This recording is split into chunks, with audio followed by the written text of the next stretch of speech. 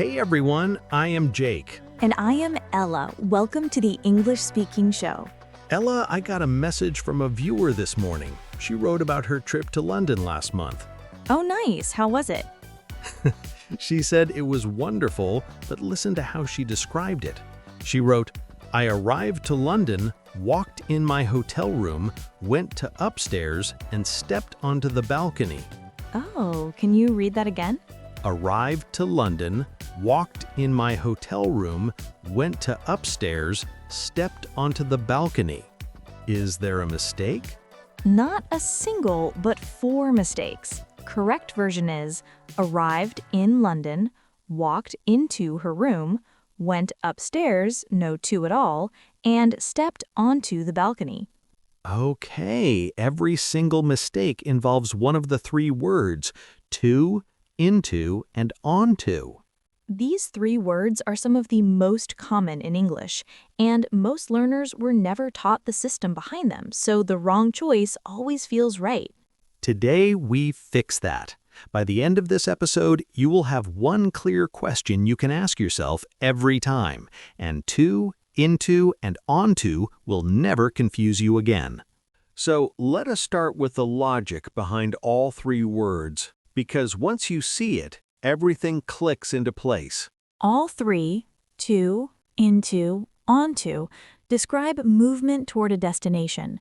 They all answer the question, where is something going, but the destination is different for each one. Different how? To takes you to a general destination, a place, a person, a point. It does not say whether you end up inside it or on top of it, just you go there. She drove to the airport. The airport is the destination. He walked to the meeting room. The meeting room is the destination. I sent the report to my manager. The manager is the destination. And this is where the viewer's first mistake came in. She said, arrived to London. Because in most languages, the equivalent of to follows arrive. It feels completely natural. But in English, arrive has its own rules. We arrive in a city or country. We arrive at a specific place. She arrived in London. City, arrived in. She arrived at the hotel. Specific place, arrived at. I arrived in Japan after a 12-hour flight. Country, arrived in. She arrived at the station with 2 minutes to spare. Specific place, arrived at. So, never arrived to? Never arrived to. Not for cities, not for buildings, not for anything. I used to say arrived to constantly. Every trip, every meeting, every flight. Most people do. It sounds completely logical, but it's just one of those English rules that does not follow the logic. Now, there is something else about to that surprises people. With certain words, to disappears entirely. Which words? Home is the big one. I went home after the meeting, not I went to home. I went to home. I hear this constantly. And it feels right, because we say I went to the office, I went to the gym. So why not I went to home? Because home here is not a noun. It's working as an adverb. It already carries the direction inside the word. Adding to creates unnecessary repetition. Same with abroad. She traveled abroad, not she traveled to abroad. And upstairs. He went upstairs, not he went to upstairs. Which was exactly the viewer's 3rd mistake. I went to upstairs. The to felt necessary, but upstairs already has the direction built in. So the rule is simple. If the word already carries the direction, home, abroad, upstairs, downstairs, to drops completely. And the same applies to there and here. I am going there, not I am going to there. I am going to there. I have definitely said that. Everyone has. Now, into. And this is where the system really opens up. Into versus just in. In describes location. Something is already inside, not moving. The keys are in the bag. Already inside, no movement. Into describes movement. Something crosses a boundary and ends up inside. She put the keys into the bag. She moved them across the boundary. Now they are inside. And this is the viewer's second mistake. I walked in my hotel room. She crossed the threshold. She moved from the corridor into the room. That crossing of the boundary, that is into. I walked into my hotel room. She crossed the boundary and ended up inside. I walked in the room. You hear this in casual speech all the time. Native speakers say it constantly. They do, but into is always the precise version, and in writing, into is the careful choice. Now, into also works with enclosed vehicles. When you enter something, you sit inside, you get into it. She got into the car. The car is an enclosed space. You cross the boundary to get inside it. He got into the taxi. Same logic. Enclosed, you sit inside. I got into the lift and pressed 3. Enclosed, you cross the boundary to get inside. And what about a bus or a train? Different, and we will come to that in a moment. That is where onto comes in. Now, there's a trap that appears constantly in professional writing. She entered into the building. Wrong. Enter already means go into. It has into built inside the verb itself. She entered the building. Correct. The into is already inside the word entered. But there is one place where enter into is correct. Formal agreements and contracts. Like what? They entered into a contract. The two companies entered into negotiations. In those cases, enter into is perfectly correct formal English. Enter into for agreements, not for physical spaces. That is the distinction. Now, into has a second meaning that surprises almost every learner because it has nothing to do with crossing a boundary. Into the transformation one. Right.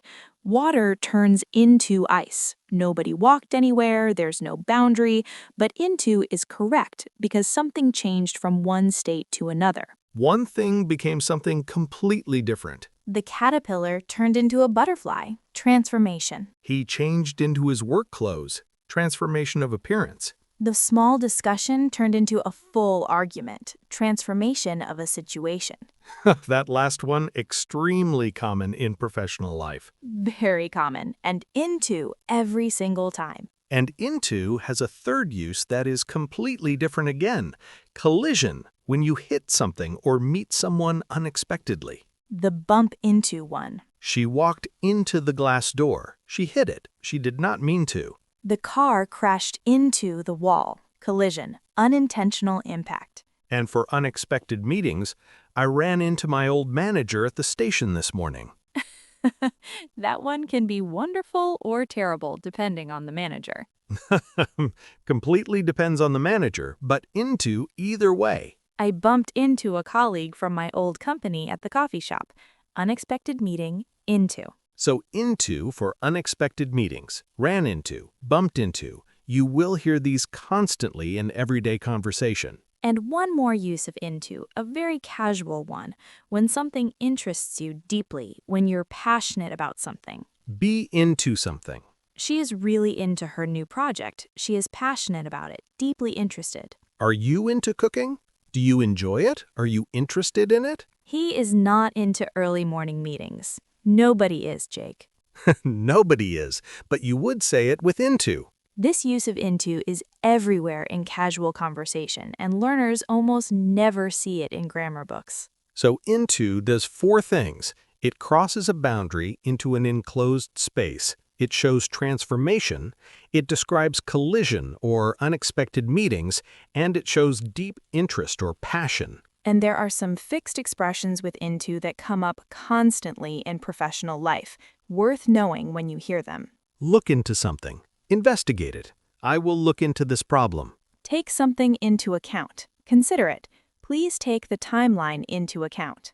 Come into effect. Begin to operate. The new policy comes into effect next month. Get into trouble. Enter a state of difficulty. He got into trouble with his manager over the deadline. All of them into, and all of them extremely common in real professional life. I have a story that connects several of these. A few months ago, I had a job interview at a building I had never been to before. What happened? I was running late, stressed. I texted my colleague who had been there before. I wrote, I just arrived to the building. I am walking in the main entrance now. 2 mistakes in one text message. 2 mistakes, and I was trying to sound professional. She wrote back, arrived to, walking in? In the middle of a stressful morning. Exactly the wrong moment to be corrected. But she was right. It should have been arrived at the building and walking into the main entrance. And both mistakes felt completely natural when you wrote them. Both felt completely natural, which is exactly why this topic matters. Right. Now, let us hear all of this in a real conversation. Ella, you have just arrived at a building for a job interview. Call me. I have been there before. Perfect. And friends, listen for every to and into in this conversation. Hey, Jake, I think I'm here. I'm standing outside a tall glass building on Market Street. Yes, that is the one. Push through the main doors and walk into the lobby. Okay, I'm walking into the lobby now. There's a reception desk straight ahead. Go to the reception desk and give them your name. Done. They're sending me to the 3rd floor. Good. Get into the lift. Do not take the stairs. You do not have time. I'm getting into the lift now. 3rd floor. When you get out, turn left and walk into the waiting room. First door on your left. I walked in the corridor and I cannot see it. You walked into the corridor and you turned the wrong way. Turn around, first door on your left. Got it. Walking into the waiting room now. Thank you so much. Good luck. You're going to be brilliant. Let's pull out the key moments from that conversation. Walk into the lobby. Into, crossed the threshold, ended up inside. Movement through a boundary. Go to the reception desk. To, a general destination, a point to reach. Get into the lift. Into, enclosed space. You cross the boundary to sit inside it. Walk into the waiting room. Into, crossed the threshold, ended up inside. And I walked in the corridor. The error should be walked into the corridor. In says she was already there. Into says she crossed the boundary and entered. And the central rule coming together right now. Ask yourself, where do you end up? At a destination? To. Inside something? Into. And the third one, onto, is where the system completes itself, and I have a story about it. And it is a very good story. Stay with us. So, onto, and this is the one that completes the whole picture. Onto describes movement that ends up on the surface of something. You move and you land on top of it. So, the surface is the destination. Exactly. Think about a cat jumping onto a table. The cat was somewhere else, it moved through the air, and it landed on the surface of the table. That is onto. The cat jumped on the table. That is the viewer's fourth mistake. On the balcony instead of onto the balcony. On describes location. The cat is already on the table, sitting there, not going anywhere.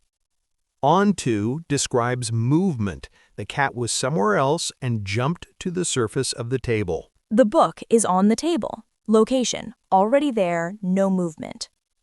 She placed the book onto the table. She moved it from somewhere else and put it on the surface. Same surface, completely different meaning. One is where something is, the other is how it got there. Can we try a few more? He climbed onto the roof to fix the antenna. He was on the ground, he climbed up, and he ended up on the surface of the roof. She stepped onto the stage and the whole room went quiet. She was standing at the side and moved to the surface of the stage. The water spilled onto the keyboard. The water moved from the glass and landed on the surface of the keyboard. That one is a very painful sentence. Very painful, but onto every single time something moved to a surface. And onto works in digital contexts too. She uploaded the files onto the server. The files moved to the digital surface. Copy the presentation onto the USB drive. Movement to a digital surface. Same logic. Something moved to a destination that functions as a surface. Now, let us put all three side by side. Same journey, three different prepositions. The station example. She went to the station. To, general destination, she got there. She walked into the station. Into, she crossed the threshold and ended up inside the building. She stepped onto the train. Onto, she moved to the surface of the train platform and is now standing on top of it. And the central rule answers it every time. Where do you end up? At a destination, to, inside something, into, on the surface of something, onto. Let us try another set, the swimming pool. She went to the pool. To, the pool is the destination, she got there. She jumped into the pool. Into, she crossed the surface of the water and ended up inside it. She climbed onto the diving board. Onto, she moved to the surface of the board and is now standing on top of it. 3 sentences, same location, 3 completely different words. And the same question answers all three every single time. Now, vehicles, because this is where into and onto create the most confusion in everyday life. The car versus the bus. Right. She got into the car. Into, the car is an enclosed space. She crossed the boundary and sat inside it. She got onto the bus. Onto the bus is something you board. You step onto the platform and move to its surface. So how do you know which one to use? Ask yourself, can you stand up and walk around inside it? If yes, you get on or onto. If no, you get in or into. A bus, you can stand up and walk down the aisle. Get onto the bus. A train, you can stand up and move between carriages. Get onto the train. A car, you cannot stand up inside it. You are enclosed inside it. Get into the car. A taxi, same as a car, enclosed. You cross the boundary to get inside it. Get into the taxi. A motorbike, you sit on top of it. No enclosure at all. Get onto the motorbike. And a lift, which we used in the role play. Enclosed. You cross the boundary to get inside it. Get into the lift. So the rule is clear. Enclosed vehicle, you sit inside. Get into it. Vehicle you board by stepping onto it. Get onto it. And a common error here, I got onto the car. Which means you climbed on top of the roof. Exactly. Onto the car means you are sitting on the roof. Into the car means you opened the door and got inside. Now, onto also describes joining a road or a path when you move from one road onto another. She turned onto the highway. She was on a smaller road and moved to the surface of the highway. The path leads onto the main road. The path connects to the surface of the road. He drove onto the motorway at Junction 5. He joined the motorway from the slip road. In every case, something moved and ended up on the surface of a road. Onto is the word. Now, onto as 2 separate words, because this one causes confusion even for advanced learners. When does it become 2 words? When on belongs to a phrasal verb, the verb contains on, and to introduces what comes next. Let us move on to the next point. Move on is the phrasal verb. On belongs to the verb. To introduces the next thing. I'm going to log on to the website. Log on is the phrasal verb. On belongs to the verb. Hold on to your ticket. Hold on is the phrasal verb. On belongs to the verb. The test is simple. Ask yourself, does on belong to the verb? If yes, 2 words. If it is pure movement to a surface, 1 word. So let us move on to the next topic is wrong. Wrong. Move on is the phrasal verb. It should be, let us move on to the next topic. 2 words. Now, onto has 2 figurative meanings that come up constantly in adult conversation, and neither of them involves any physical movement at all. Be onto something. I think we are onto something with this approach. You have discovered something promising, something real. The researchers believe they are onto a breakthrough. They are close to discovering something significant. You might be onto something there. Your idea has real potential. And the second figurative meaning, be onto someone. When you are aware of what someone is doing, when you know their plan. My manager is onto the fact that the deadline was missed. She is fully aware of what happened. I am onto your scheme. I know exactly what you are planning. That one sounds like a detective film. It does, but you hear it in offices too. I think the manager is onto us. And in both cases, no surface, no movement. Onto has traveled a long way from its physical meaning. Now, I have a story about onto that I have not been able to forget. Tell them. A few months ago, I was showing a new colleague around our office. She had just joined the team. I was giving her directions and I said, "Go upstairs, step on the raised platform by the window, and you will be able to see the whole floor plan." And what happened? She called me 5 minutes later. She said, "I'm upstairs, but I cannot find any platform to step on." She couldn't find it? I went upstairs. She was standing right next to the raised section, looking at it from ground level, not on it, just standing beside it. Because you said on, not onto. Exactly. I said, "Step on the platform." On suggested she was already supposed to be standing there. Onto would have told her to move there, to cross from ground level to the surface of the raised section. She was already on it in her mind. She needed to get onto it in real life. She stood next to it for 5 minutes, waiting for something to happen.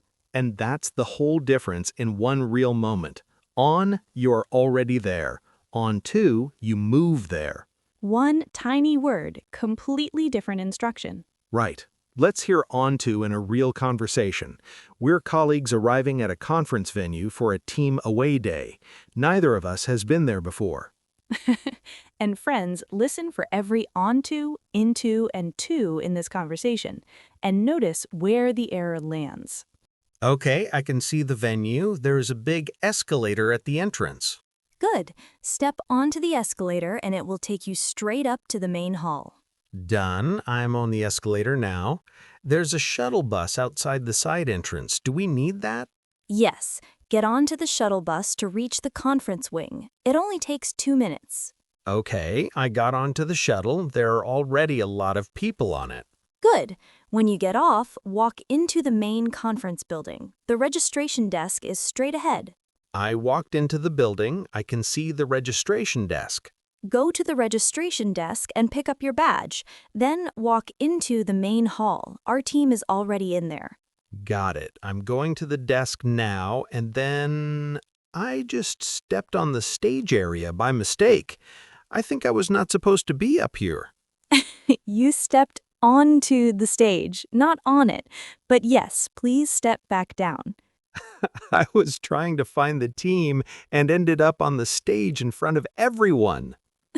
A memorable first impression, at least. Very memorable. Coming down now. Let us pull out the key moments from that conversation. Okay, I can see the venue. There is a big escalator at the entrance. Onto the escalator. You were on the ground and moved to the surface of the escalator. Get onto the shuttle bus. Onto, you boarded it. The bus is something you step onto, not an enclosed space you sit inside. Walk into the main conference building. Into, you crossed the threshold and ended up inside. Walk into the main hall. Into again. You crossed the boundary of the hall and ended up inside. Go to the registration desk. To, a general destination, a point to reach. And I stepped on the stage. The error. It should be stepped onto the stage. On says you were already standing there. Onto says you moved there from somewhere else. Which in that moment was very important information for everyone in the room. Very important. Now, your turn to choose the right word. We're going to give you a situation and you choose to, into, or onto. Say your answer out loud before we give it. And we will tell you the correct answer and explain why. Because knowing which word is right is one thing. Understanding why is what makes it stick. Situation 1. Ready? She blank the conference room without knocking.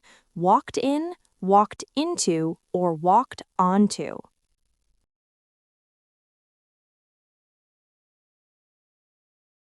The answer is walked into. She walked into the conference room without knocking. She crossed the threshold. She moved from outside and ended up inside the room. That boundary crossing is into. She walked in the conference room. You hear this in casual speech and people understand it, but into is the precise version that shows the movement clearly.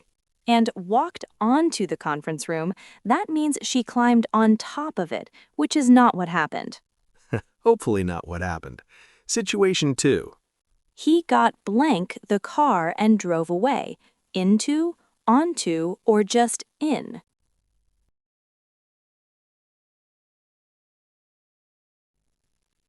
The answer is into. He got into the car and drove away. The car is an enclosed space. You cannot stand up and walk around inside it. You cross the boundary and end up inside. That is into. He got onto the car, that means he climbed on top of the roof. A very different situation. And a much more dramatic departure. Very dramatic. Into for enclosed vehicles, every time. Situation 3. And this one surprises people. After the meeting, I went blank home. To home, into home, or just home, no preposition.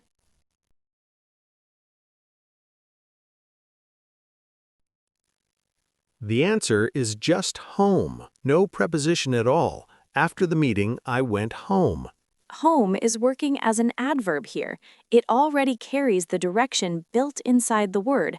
Adding to before it is redundant.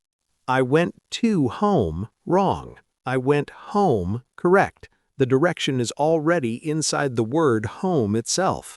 Same with abroad, upstairs, downstairs. The direction is already there. To drops completely. Situation 4. The cat jumped blank the sofa and knocked over my coffee. On, onto, or into.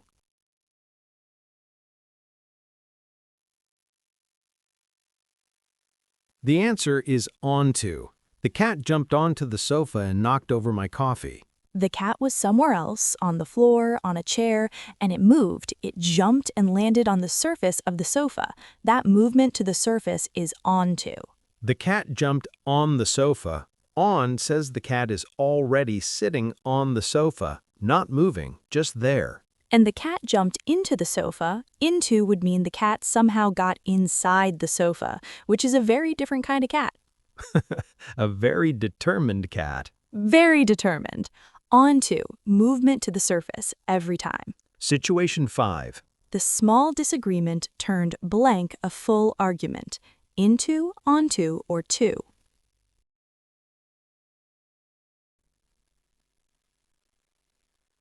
The answer is into.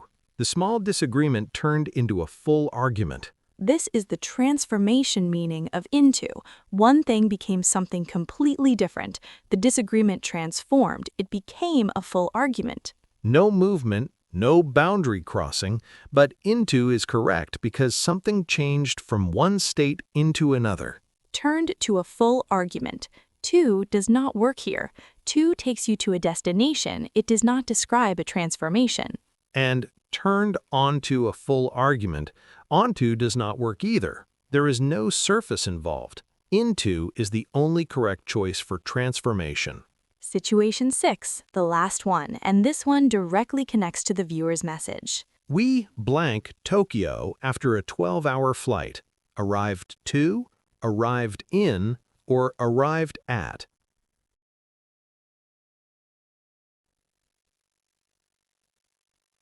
The answer is arrived in. We arrived in Tokyo after a 12-hour flight. Tokyo is a city. We arrive in cities and countries. We arrive in London. We arrive in Japan. We arrive in New York. We arrived at Tokyo. At is for specific places, a hotel, a station, a building, not a city. We arrived to Tokyo, never correct. Not for cities, not for buildings, not for anything. To does not follow arrive in English. Arrived in for cities and countries, arrived at for specific places, and never arrived to. Which is exactly where our viewer started, and now she, and everyone watching, knows exactly why. Now, let us bring it all together. Few things worth locking in before we go. To takes you to a destination, a place, a person, a point, and with words like home, abroad, and upstairs, to disappears completely because the direction is already built into the word.